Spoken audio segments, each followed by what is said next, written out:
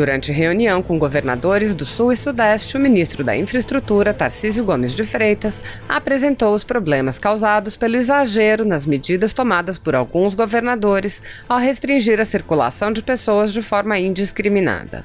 Tarcísio apontou que, ao fechar comércios e serviços que servem como apoio para o transporte de cargas, os governadores podem quebrar as cadeias logísticas que garantem o abastecimento de toda a população. Tarcísio apontou que, se o transporte de cargas parar, o desabastecimento virá. Todo o esforço virá por água abaixo e vai faltar alimento na prateleira. Assistam. O alastramento da epidemia para dentro da melhor técnica, fazer o espraiamento, né, da curva de infecção, mas a gente tem que pensar na logística, né? Há necessidade premente da gente manter a logística funcionando. Vários decretos de restrições foram sendo estabelecidos ao longo do tempo e a gente sentiu a necessidade de tentar coordenar isso aqui até dentro de uma prerrogativa constitucional, né? Porque, no final das contas, a União tem a atribuição de legislar sobre a matéria em função das rodovias, dos portos, dos aeroportos, das ferrovias, fazerem essa ligação entre as unidades da federação. Criamos e vamos positivar na legislação o Conselho Nacional dos Secretários de Transporte. Fizemos a primeira reunião sexta-feira e agradeço a todos os governadores por terem disponibilizado seus secretários. As conversas estão sendo de alto nível. Eu tenho certeza que a gente vai poder corrigir algumas questões que nós observamos ao longo desse processo e que vão ser fundamentais para manter o abastecimento por algum tempo. E aí eu vou fazer alguns alertas. Primeiro, é fundamental a gente manter o transporte rodoviário de carga. E nós estamos tendo uma série de dificuldades.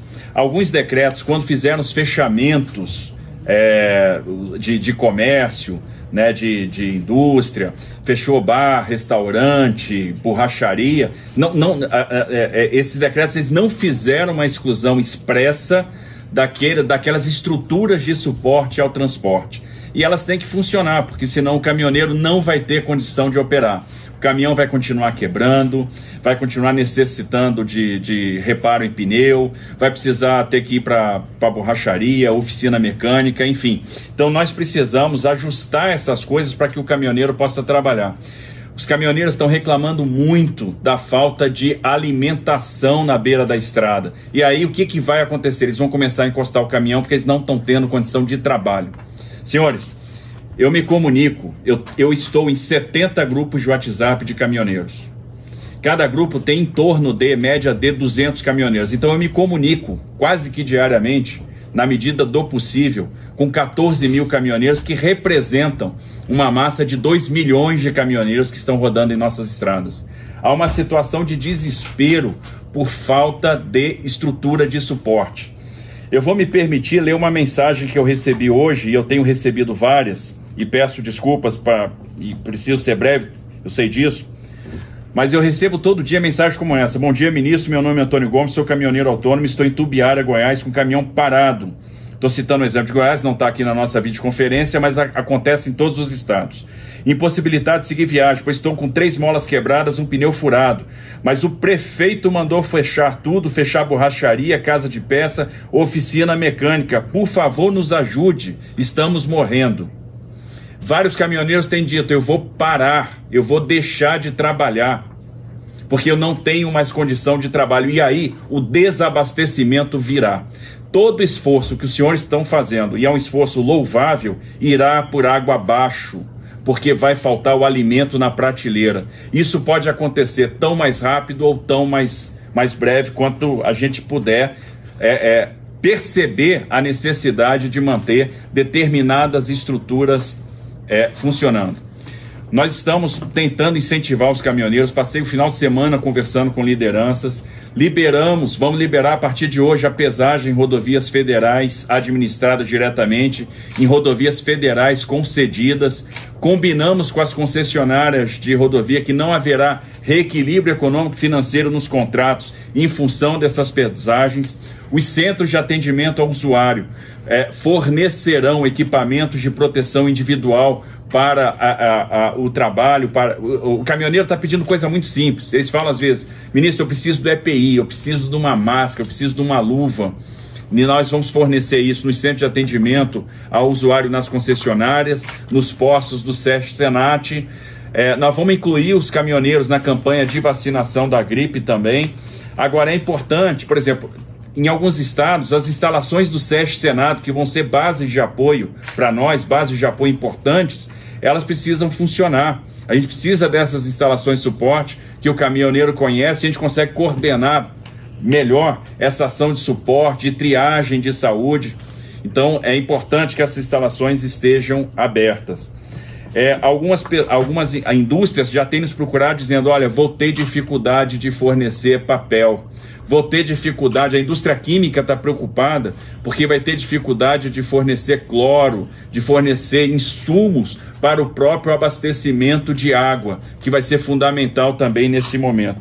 Então, eu faço um apelo para que a gente possa rever, e a maioria dos estados tem acudido a essa solicitação, essas questões restritivas. E é bom lembrar o seguinte: os governadores são os espelhos para os prefeitos. Quando o governador toma uma medida, o prefeito vai lá e copia essa medida. Então, o governador bloqueia determinados negócios no âmbito do estado, o prefeito faz a mesma coisa no âmbito do município, muitas vezes sem a inteligência técnica, porque os governadores estão com suporte da turma de saúde, de epidemiologia, estão fazendo isso com base em constatações técnicas, suporte muitas vezes, como é o caso de São Paulo, de consultorias de alto nível. Os prefeitos, às vezes, não têm esse suporte técnico, mas copiam medidas que os governadores estão tomando, e o que é pior, às vezes extrapolando. Tem prefeito que está fazendo barreira física na estrada, para que não passe, não circule nada. E aí nós vamos ter um problema sério, nós vamos ter um colapso de abastecimento. Para que as medidas sejam eficazes do ponto de vista sanitário, entendo, apesar de não ser um especialista no assunto, há de se ter o abastecimento, porque quando faltar o abastecimento, vai haver a flexibilização. E aí tudo que foi feito vai cair no descrédito.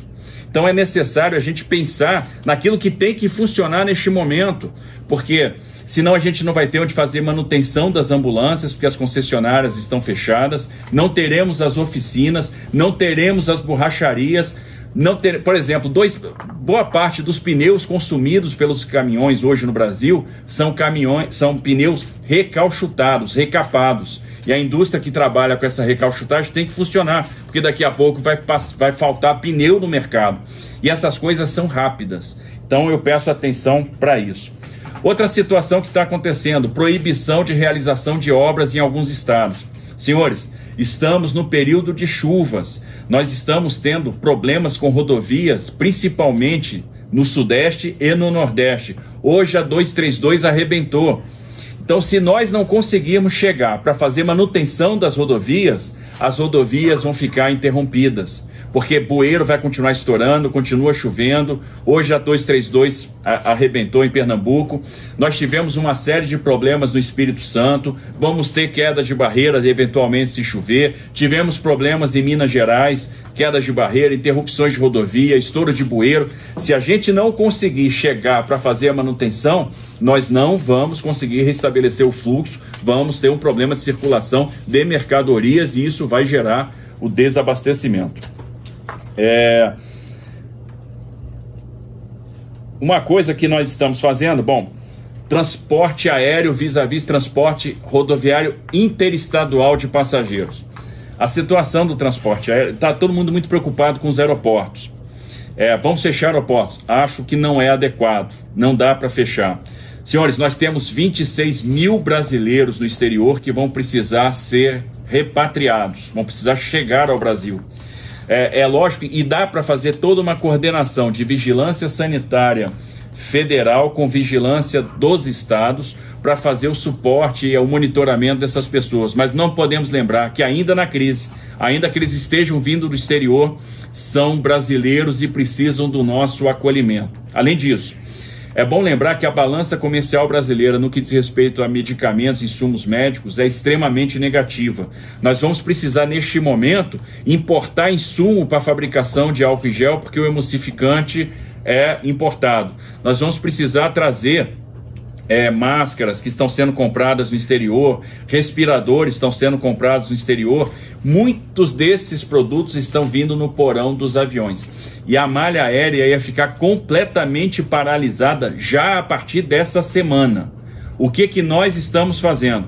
Em conversa com as companhias aéreas, estamos vendo o seguinte: olha, Latam, você vendeu 20 bilhetes para esse trecho, Gol, você vendeu 30, você vendeu 10, então nós vamos condensar isso num avião só. Uma companhia vai fazer uma perna, a outra companhia vai fazer outra perna, nós vamos distribuir as malhas entre as companhias, então vai ter só uma companhia operando determinada perna, para que a gente possa manter minimamente o fluxo de profissionais de saúde, o fluxo de pessoas que necessariamente precisam se deslocar para um tratamento de saúde importante, para um transplante, o órgão que vai chegar por meio de um transplante, e que usam às vezes o porão das aeronaves comerciais, o medicamento, etc. Então não dá para interromper completamente o fluxo, mas nós estamos numa situação de transporte aéreo, tanto doméstico quanto internacional, praticamente paralisado, e estamos tomando medidas para ter o mínimo de atendimento possível, porque senão, quando precisarmos uma viagem de urgência para resolver até um problema de suporte aos próprios estados na área de saúde, nós vamos ter dificuldade, e é importante manter esse serviço operando. Desde sexta-feira, a Anvisa autorizou que as secretarias de saúde dos estados possam complementar o esforço da Anvisa no que diz respeito à triagem de pessoas que chegam nos aeroportos. E estou falando dos aeroportos porque isso reflete também no transporte rodoviário interestadual de passageiros. Entendo a necessidade de fazer o bloqueio, mas temos que pensar o seguinte: existem pessoas que foram para os estados para trabalhar, estão ficando sem ocupação, acumularam uma parte um pouquinho de dinheiro e querem voltar para suas localidades de origem para passar esse momento de crise em casa com um custo menor. Entendo que é preciso dar um prazo para que essas pessoas possam se programar e aí sim interromper o transporte de passageiros. A ideia é nós fazermos uma proposta no grupo de secretários de transporte hoje, para que todos avaliem, nos dê o retorno e a gente publique uma resolução do comitê de operação de crise, do comitê de crise, estabelecendo como é que vai se dar a interrupção, quando que ela vai se dar, quando que a gente vai deixar de pagar passagem, até que dia que as pessoas podem viajar, e as medidas sanitárias para os ônibus a partir do momento, enquanto eles estiverem funcionando, Mas acho que nós temos que dar a oportunidade para a população se preparar para poder fazer os seus últimos deslocamentos, então a gente precisaria de um tempo para que isso aconteça. Nos portos, nós estamos tentando manter o porto funcionando. É importante que os insumos médicos e a exportação está saindo por esses portos. Entendo que nós temos que manter a economia funcionando minimamente, então isso é importante para Santos, isso é importante para Paranaguá, isso é importante para Sepetiba. Tomamos várias medidas, por exemplo, a adoção da escalação eletrônica, que antes tinham vários portos que a escalação era parede, então tinha aglomeração de funcionários, triagem e distribuição de EPI para os portuários, liberação da biometria, fornecimento de álcool em gel, assistência de saúde, estabelecemos a quarentena obrigatória para tripulante em embarcações, então a embarcação para, o tripulante vai estar obrigatoriamente de quarentena e não vai poder descer no porto, isso para diminuir a circulação de pessoas, a não escalação de vulneráveis, de pessoas com idade, de trabalhadores portuários avulsos, com estabelecimento da renda mínima, de uma compensação salarial financeira que vai vir do operador portuário, e depois nós vamos fazer esse reequilíbrio econômico-financeiro dos contratos. Então a gente está tentando manter os portos funcionando desta forma. Ferrovias, as ferrovias de carga estão dispostas a transportar material que seja necessário para o enfrentamento da crise, até gratuitamente. Eles estão doando espaço nas locomotivas para fazer isso, fazer esse transporte de carga. Com relação ao transporte de passageiros, nós temos aí duas ferrovias, a Estrada de Ferro Vitória Minas e a Estrada de Ferro dos Carajás. Entendo que os governadores querem suspender esse serviço, não temos objeção, e a ideia é que nessa minuta de resolução que nós vamos submeter os secretários de transporte hoje à tarde, a gente já delibere também sobre isso e possa fazer a suspensão imediata do serviço de passageiros nessas duas ferrovias, né? Enfim, basicamente são essas as questões.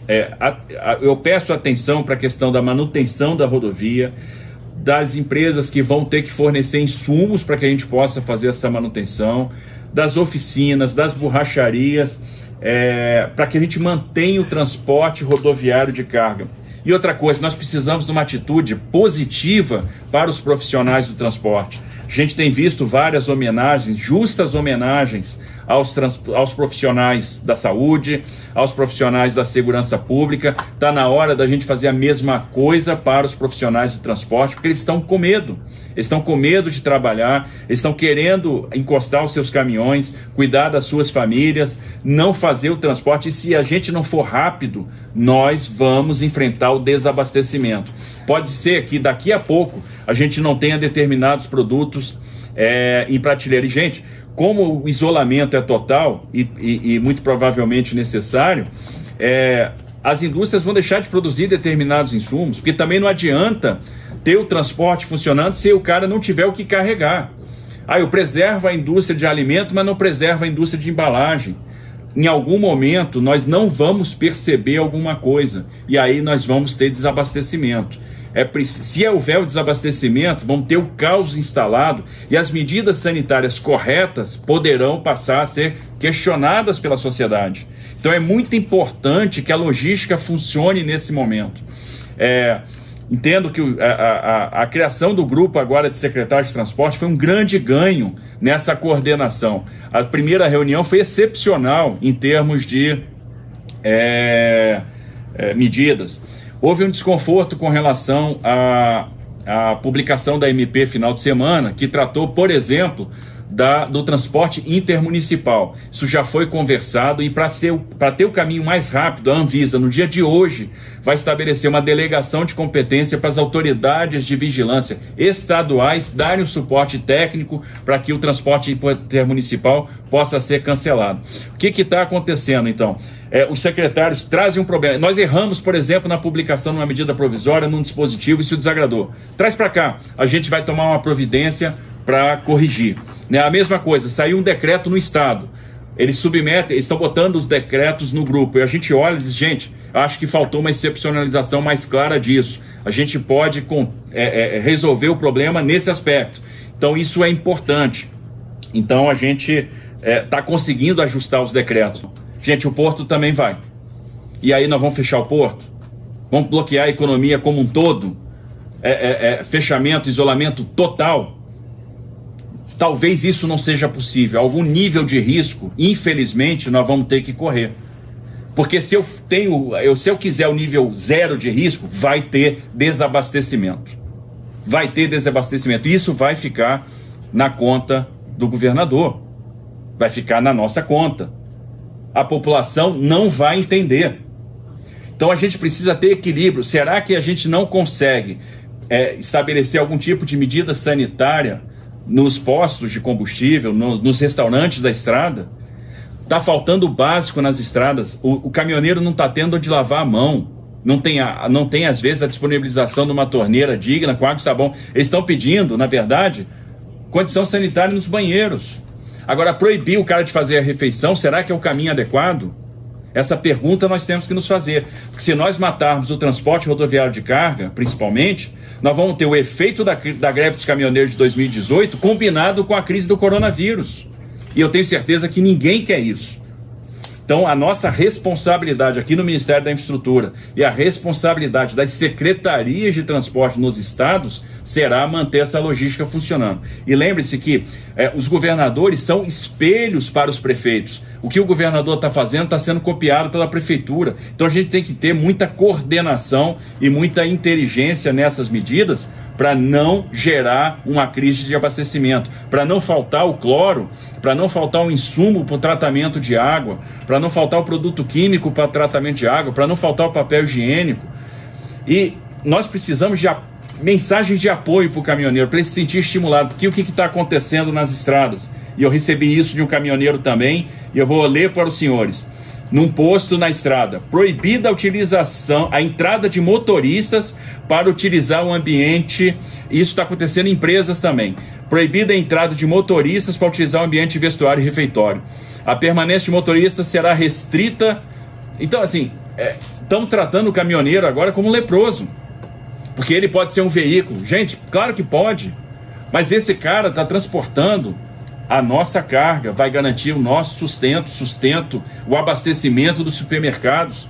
Então não adianta também estabelecer um fechamento. A farmácia vai funcionar, o supermercado vai funcionar se a prateleira do supermercado não estiver abastecida. Até agora nós conseguimos manter o abastecimento, mas a quantidade de caminhoneiros deixando de trabalhar está aumentando muito rapidamente, porque eles estão sendo maltratados nas estradas, eles estão sendo discriminados, eles não estão tendo onde fazer refeição.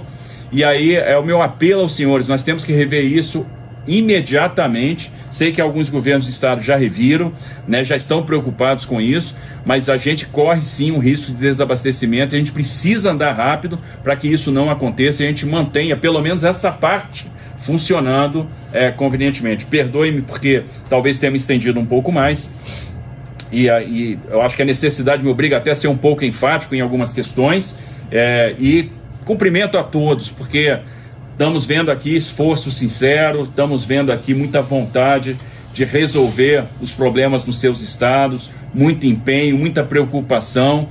A irritação, o nervosismo, às vezes é normal pela situação de estresse que a crise impõe, a gente compreende isso naturalmente. Eu peço compreensão dos senhores para essas questões que nós colocamos agora.